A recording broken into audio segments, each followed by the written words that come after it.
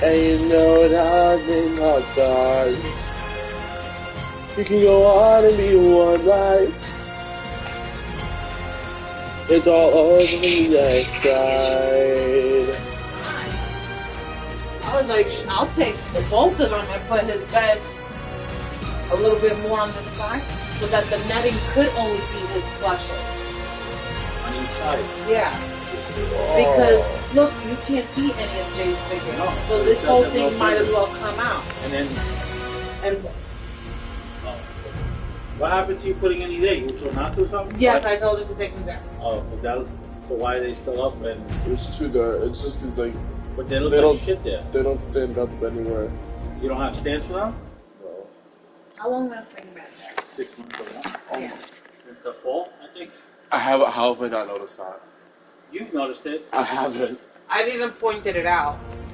Take a picture, send it to your girl. Look, like my mom wanted you to see this since you want to be more in communication. Okay. I'm not doing it like in a fucked up way, but like this is what I mean.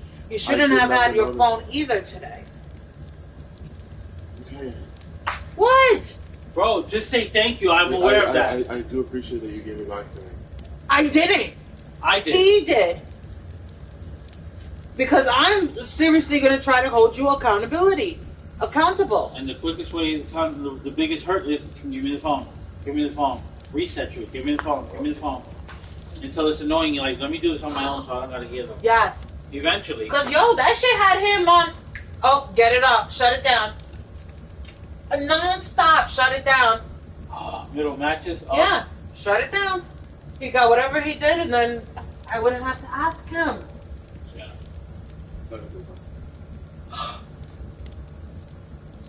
Look, there's a shadow of dust. Yo, you're going to buy... You see it? When you get your first check, you're going to buy a garbage can and little bags for it. Okay. Yeah, because you're going to be... You're... We Because even if clearly... you have your little mania to sneak shit, at least it goes in the garbage can. And I'm telling you to empty the garbage can. Even if it's water bottles, like, yo, empty that out. Yo, empty that out.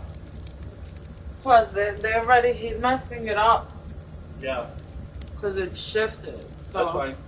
I'd rather move it out. That's fine. I agree. I really... Why do you have... Like, you think... Don't do it to yourself. Yo, I swear to God, if she was to see some of the shit, the way he treats her stuff, I would have been like, we're over.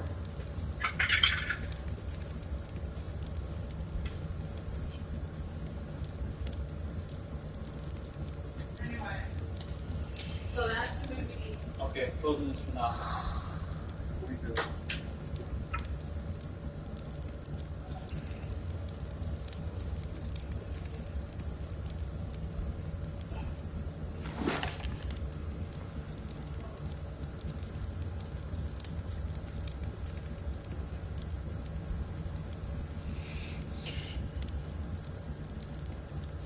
Band-Aid.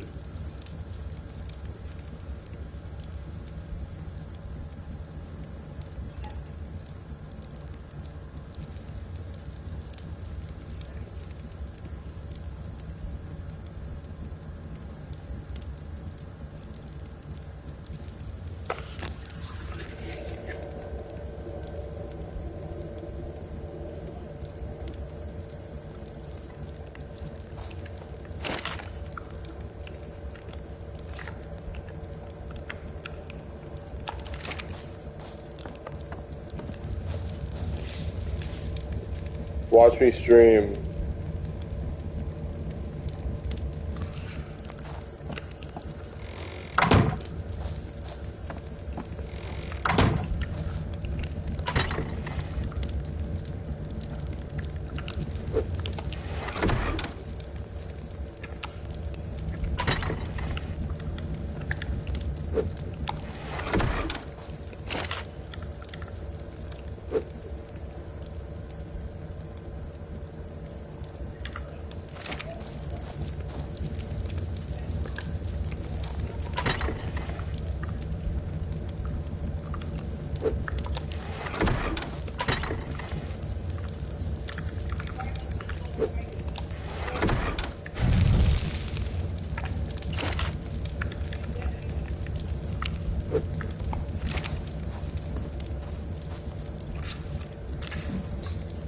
you like my house? I worked really hard on it. Wait. Did some of my shit go away? I'm gonna kill myself.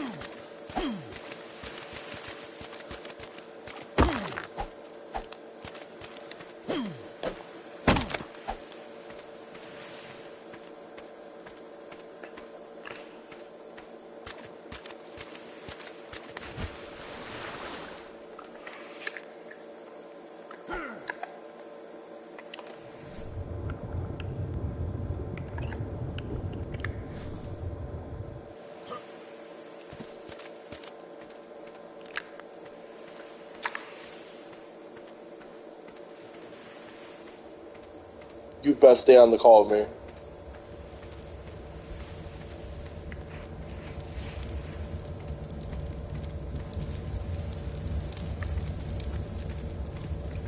Reddit is one of the most visited places on the entire web. It's been essential in online discourse and is the self-proclaimed front page of the internet. It is also one of the most reviled places with one of the most despised user bases and mod team. I mean, calling somebody a Redditor at this point is just an insult. But all this might be gone shortly as it seems. Reddit has been self-imploding, and while it hasn't hit Twitch levels, it's certainly not on the right path. From corruption behind the scenes, mods blacking out thousands of subreddits following company decisions, and an admin team who doesn't seem to care about anything but making money. Now, for those in the know, Reddit users have always had a bad reputation, even if you go back like 10 years. Just not what you might think nowadays. Back in the day, it was edgy neckbeards who used Reddit. These were the types to complain about The Big Bang Theory was nerd blackface. Now it's full of sanitized, same-speak circle jerkers who will go above and beyond to show that they're a good person by getting validation from strangers on the internet. What both of these groups of people have in common is that they are terminally online.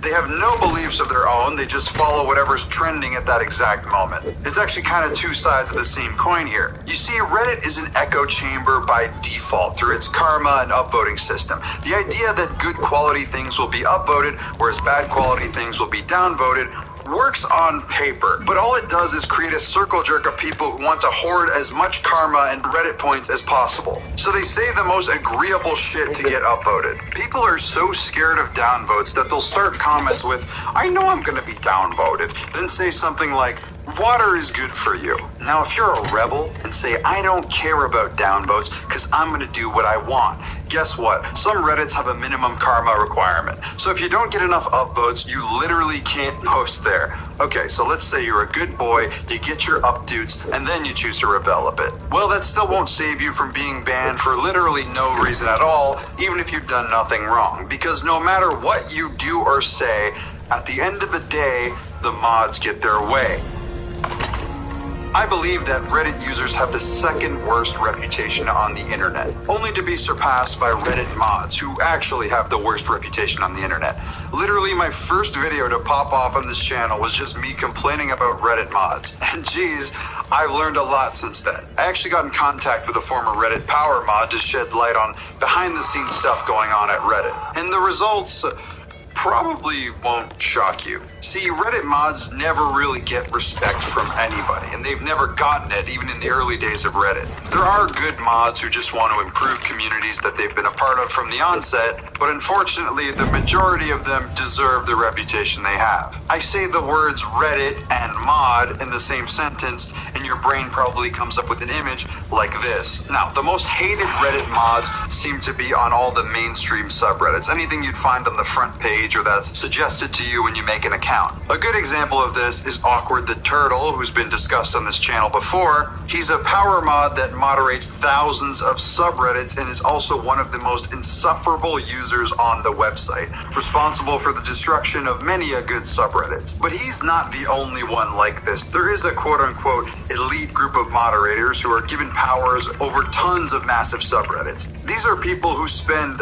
all day moderating. Do you ever wonder why most big subreddits feel the same, or why small subreddits that get big just end up becoming like the big subreddits? Same overused jokes, same attitude towards things, same feeling of sanitized nothingness. It's because they're all moderated by the same people. Even smaller subreddits that get big tend to get ruined because they'll bring in these power mods who inevitably just ruin it, because most of these moderators on small subreddits actually have lives. Or these mods will hook up their other mod friends with positions on these new up-and-coming subs, and in the process ruin them. But there's still some questions I had about these people. The first one is, how the fuck do they have time to police all this shit on the internet? I mean, most people who work normal jobs can't just be on Reddit all day. But the answer is really just, that's literally all they do. A lot of power mods don't have lives outside of Reddit. They're a stay-at-home husband or wife, they're living off disability and getting money from that. And yes, some of them don't have an excuse, they're just unemployed and lazy, and that's all they do is moderate Reddit all day. And in the best case scenario, they have very passive jobs that they can just be on Reddit all day. It really is as sad as it sounds. But you're thinking, if you have all this free time, why do something you're not getting paid for? And as weird as it sounds, do you get paid for doing things you find fun? Probably not. But first, a word from our sponsor. This video is sponsored by Temu. Temu is an online marketplace that has quickly become one of the fastest growing in its category. It is the #1 free app on the App Store right now, which you can download with my link below. You can buy high quality items like this Stewie Griffin AirPod case, or maybe this t-shirt for a reasonable price. Maybe you want something practical like this phone case too. You can even use the discount to get this Nintendo Switch for only $254 instead of the normal $355 retail price. If you download the Temu app using my link in the description, you can get up to $200 in Temu coupons or extra discounts. Also, these are not limited to new users. If you already have the app, you can use it too. I mean, imagine if you weren't able to get this for this price. The way you or I exercise, play video games, watch TV, read books, whatever, is the way these people moderate Reddit, as sad as it is.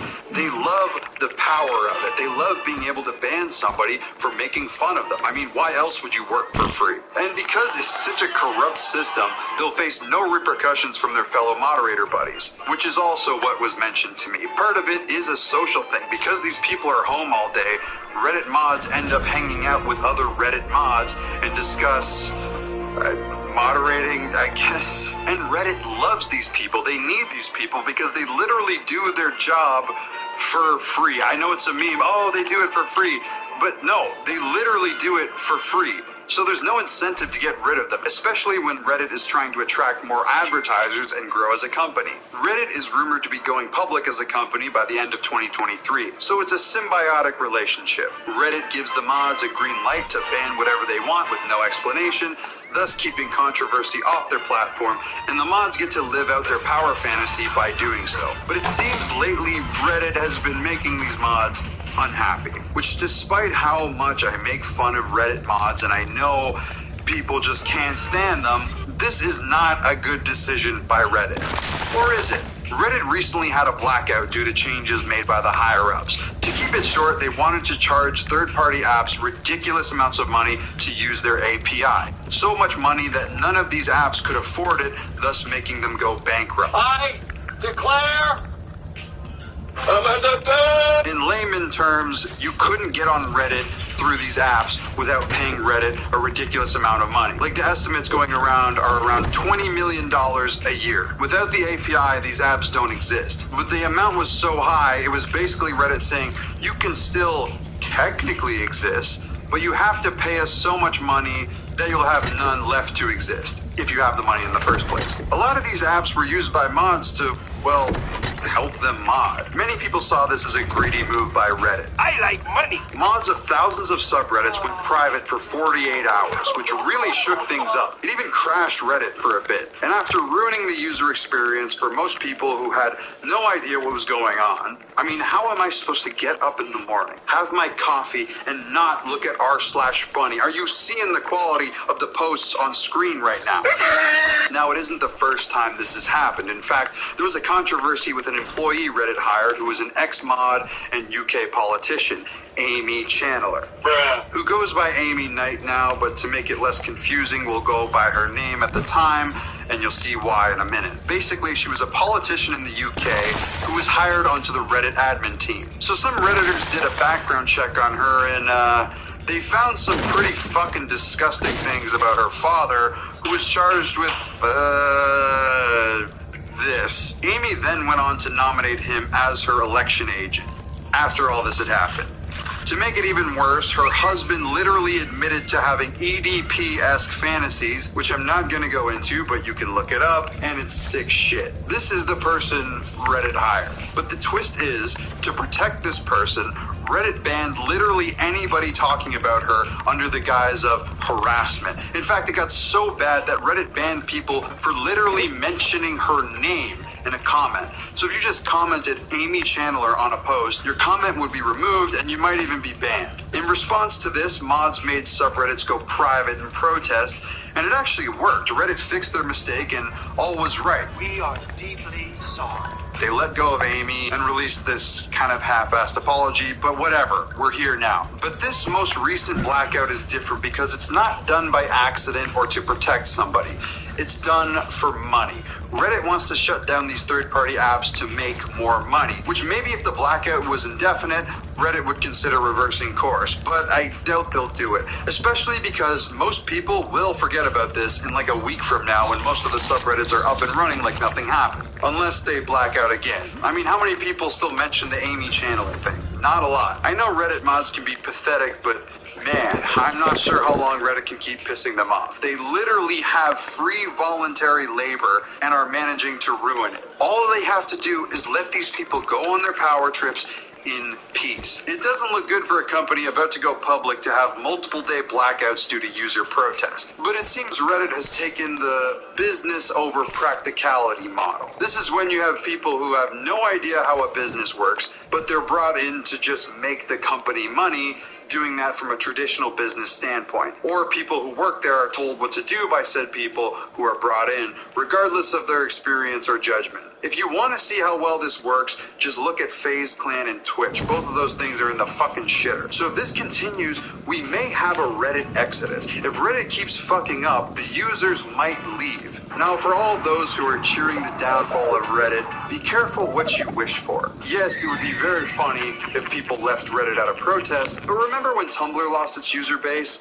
I do, because I made a video on it. Its users went from Tumblr to Reddit and Twitter, thus making those platforms more like Tumblr. Twitter is already bad. Do we want to make it worse by adding more Redditors to the equation? And Tumblr back then, despite being big, is a fraction of what Reddit is today. Reddit is massive, so a potential exodus could mean the entire social media scape changing, and most likely for the worst.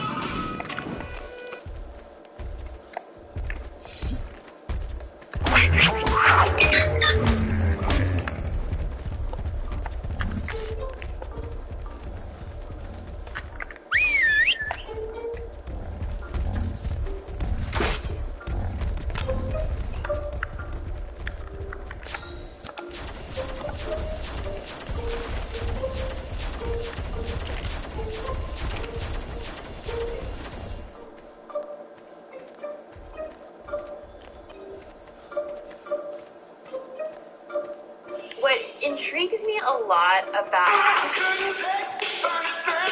BuzzFeed, BuzzFeed, BuzzFeed. The gospel for teenage girls and content farm for the skeptic communities of 2016. Whether you love them or hate them, let's be honest, you probably hate them, you most certainly know that BuzzFeed started in 2006 as a simple digital new media outlet. A what? Words that mean absolutely nothing today. They were a relatively unremarkable company until 2011, when they made their now famous, or infamous, depending on who you ask, Listicles. Listicles, a portmanteau of lists and articles. It's genius. Where BuzzFeed would put all of their talent to use to come up with compelling listicles like 25 signs you drink too much wine. Really, number 7. You know you're a wine drinker when using wine as an IV drip sounds perfectly fine to you. At their core, these listicles were low effort, inoffensive, and very bingeable. You can do one after another easily. But most important, they were cheap to make. And double most importantly, they were popular. Like, really, really popular. So popular that they put BuzzFeed on the millennial map along with The Office and Participation Awards. Am I right, fellas? After the hit that was Listicles, BuzzFeed expanded into other horizons, including quizzes, which included many classics like What Harry Potter House Are You? And What Ousted Arab Spring Leader Are You? I'm Mohammed Morsi. Comment down below what you got. But probably the most significant expansion that BuzzFeed went into was YouTube videos, creating BuzzFeed Red or simply BuzzFeed Video. A YouTube channel which, like their listicles and quizzes, were low effort. I need you to roast me. Had a wide appeal, and were very bingeable. Now, starting a YouTube channel is no easy venture. What's up, guys? But if they could utilize this formula that they put in their listicles and quizzes, it might be possible. The idea was to take the appeal they had to the younger generation through their website and turn that into videos aimed at the same demographic. My God, did it work? Like, Jesus, look at the views of some of these. Oh my God! These videos were incredibly inoffensive and were meant to cast a very wide net. You could show them to your grandmother or your edgy younger brother and they'd say, yeah, it was alright. Videos like $3 food versus $100 food. People who hate cats meet kittens. And if Disney princesses were real. Basically stuff you'd watch once and completely forget about. And that's what BuzzFeed was. It was kind of the McDonald's of YouTube. Cheap, not great, but overall inoffensive. When you get McDonald's, you know it's not going to be amazing, but you know it's not going to be terrible. It's going to be McDonald's or BuzzFeed. That was until they started dipping their toes into some more risque content. Like people drinking their own urine. You what? Wait, no. More like BuzzFeed started getting political. Now, the website had discussed politics for quite a while, so it's not like politics wasn't in the company's brand. And in the end, there's nothing inherently wrong with getting political if you want to. But politics are divisive, and the video department was known for being lighthearted and inoffensive. No matter who you ask, they'll tell you BuzzFeed only contributed to the political ecosystem at a very, very shallow level. They began to pump out increasingly off-putting dog shit videos for no other purpose other than rage clicks, it seemed. When YouTube channels caught wind of this, it became easy pickings for easy views. Not only that, but people would see these and go to their other low-effort videos and talk about how bad they were. It was so easy to make content on BuzzFeed that literally anybody could do it. This one here is called BuzzFeed's Try Guys Are Low Testosterone Betas. Classic beta male. Okay, I'll pick it up. Sexual attractiveness is way more than just whether or not somebody's hot or not. Who the hell's a Tinder sociologist? I don't like this chick already, but she isn't ugly. I'll give her that. They should Oh my God, what a fucking... Mamma mia! Oh my God. This essentially turned them into a content form of hate watching and reaction. Not to mention, it also ruined their reputation. It got to the point that their name became YouTube Poison. And even worse, their website and brand became just poison. You heard BuzzFeed and you went, oh God. The majority of the viewers of these videos, judging by the like to dislike ratio in comments, seem to be critical of the videos. So instead of an audience, most of the people watching these videos were hate watching them. But here's the thing with hate watching. It can get you a ton of views. Like a ton of views. But it's short term. Unless you're constantly pissing people off, the views dry up. Because there's no loyalty to a hated channel unless they have some sort of core audience that comes for them specifically.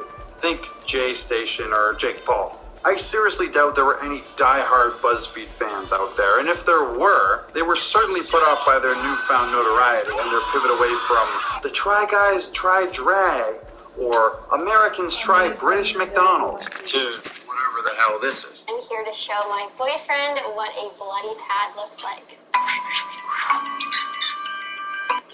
But before we continue the video, I have to thank the good people at Scentbird for sponsoring this video. Scentbird is a fragrance subscription service that gives you the opportunity to shop from over 600 perfume and cologne brands. Basically, what they'll do is send you a sample size of cologne to test it out to see if you like it or not. I use the term sample very loosely because the thing actually is supposed to last 30 days, so it's really a sample in name only. They got the big boys like Gucci, Prada, as well as some smaller ones like the Harmonist. Guys, just click the link down below and they'll hook you up with a quiz to figure out what scent is right for you. They'll give you a 30-day supply that you can try out before you commit to one scent. Think about this. Imagine being a sucker who pays 500 bones for a cologne or perfume that you'll end up not liking in a couple days. The scents that Scentbird sent me this month were Amour Leopard by Sanctuary, Cypress by Rag & Bone, and Eau de Cartier Concentré, EDT, by Cartier.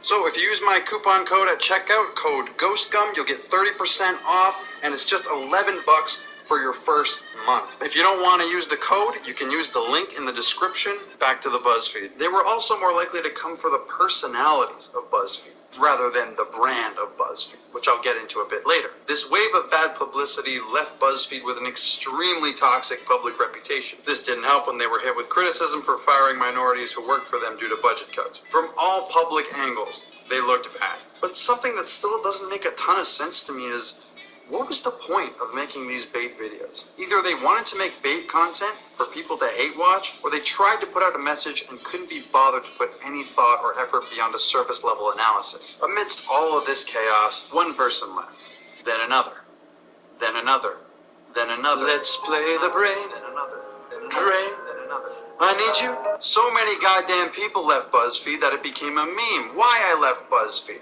Money. They'll tell you it's because of creative differences, but it was really because of money, probably. And these videos all bang. Damn! Making it very clear that BuzzFeed was having a brain drain. That's it. I'm getting out of here. Was this because of BuzzFeed's toxic reputation and hate watch viewers? Originally I thought so, but consider this. What were the core aspects of BuzzFeed's brand? It was cheap, low effort, had a wide appeal, and very bingeable. They also became heavily reliant on personalities to ensure people kept tuning in. Think the Try Guys, Chris Reinecker, and Safia Nygaard. A lot of these BuzzFeed employees had been making these McDonald's quality videos for quite a long time and were very well versed in how to make them. So why would they stay with a company that had a bad reputation, had been in a ton of controversies, and was on the downturn?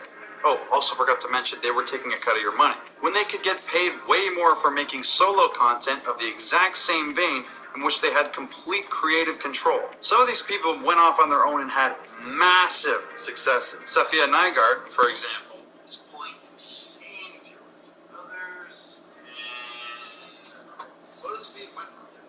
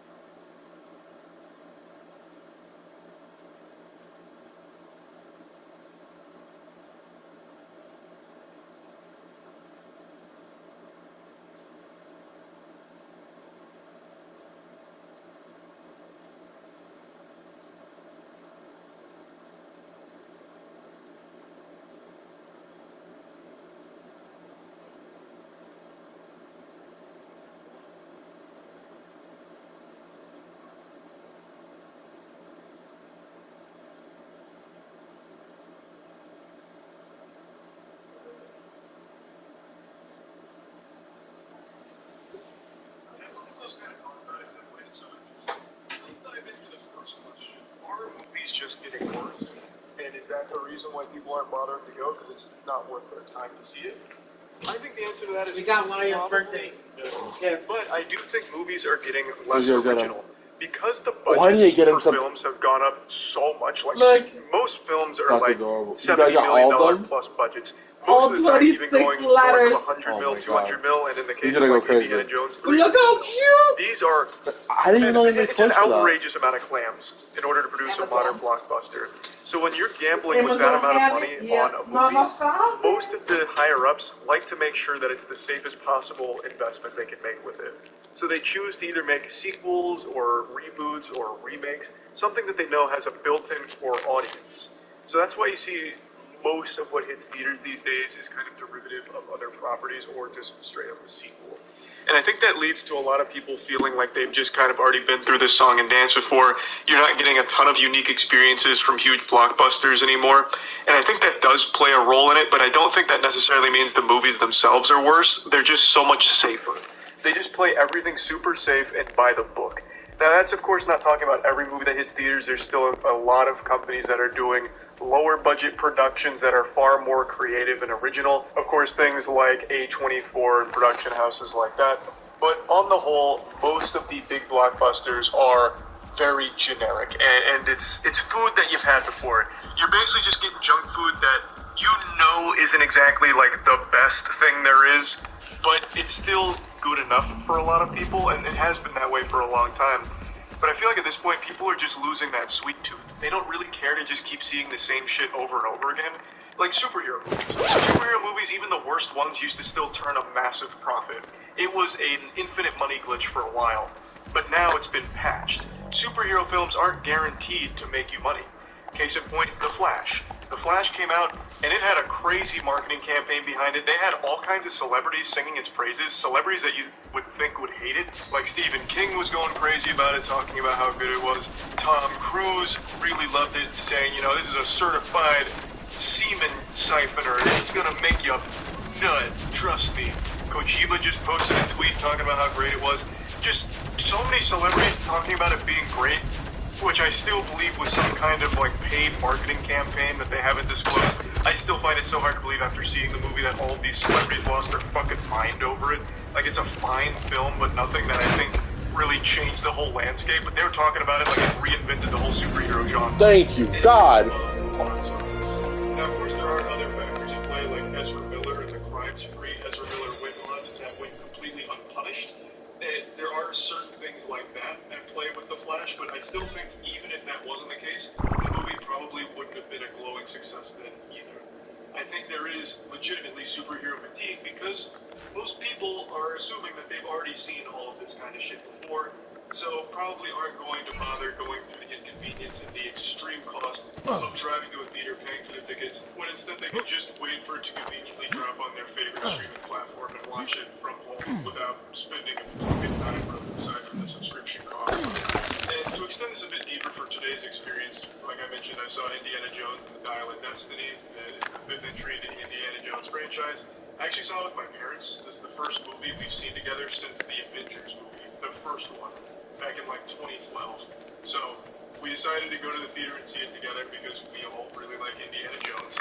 And it turns out the film is really struggling a bit with a $60 million debut. Now, this isn't exactly like a hard turbo flop or anything, but it's opening to less than what Kingdom of the Crystal Skull opened to back in 2000. And for a lot of people, that movie is considered a legitimate abomination in the Indiana Jones franchise, so I think there is a chance that people just wrote off the franchise after that one and maybe didn't even bother giving this a chance. But yeah, the movie is not performing nearly as well as they expected it to, despite the film's budget being like $300 million, which doesn't even account for the marketing costs, at least according to the numbers I'm seeing online. So this is a movie that needed to generate huge buzz, tons of doubloons, in order to turn any semblance of a profit. It's not looking likely at the moment. So after watching the film, I'll give you like a little pseudo voice meter here. It's a fine movie. I don't think it's very good, but I don't think it's bad either. Like, I wouldn't say that this is an example of a movie that's so shitty that people probably just wouldn't probably go to the theater to see it. It's one of those movies where it doesn't really try to do anything interesting. It plays it very, very safe.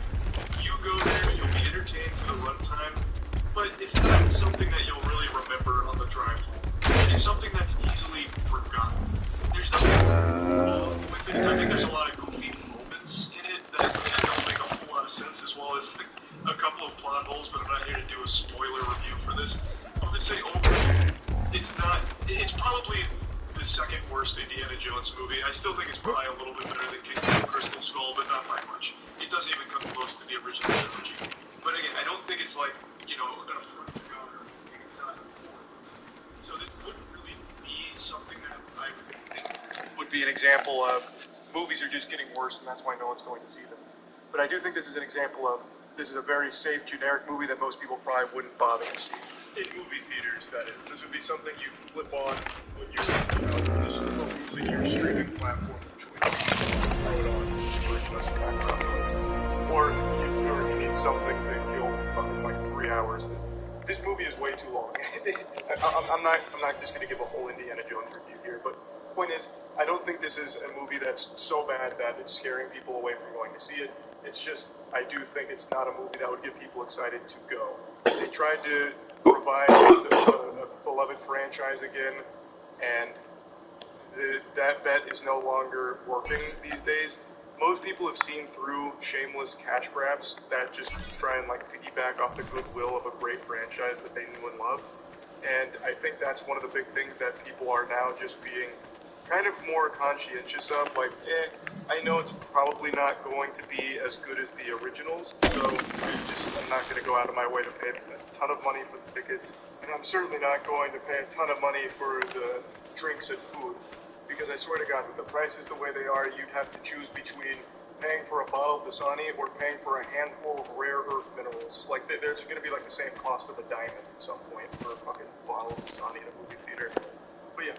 I don't think that the main deterrent for people going to a theater is movies getting shittier, but I do think them refusing to take big, blockbuster risks on new IP or, more bold...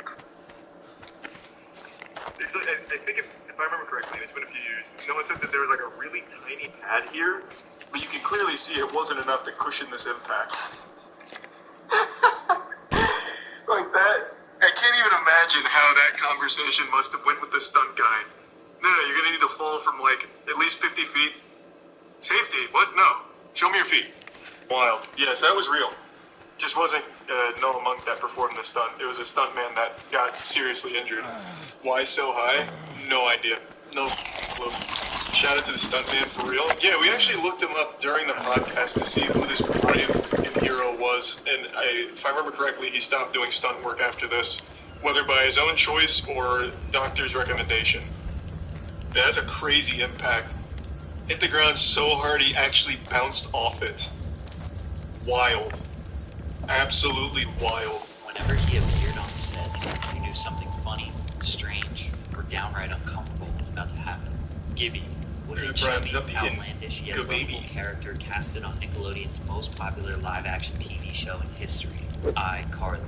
Noah Monk is the actor behind the Gibby character. He was originally supposed to be on the show for 1 or 2 episodes, but provided so much comedic value that the producers kept him on as a regular.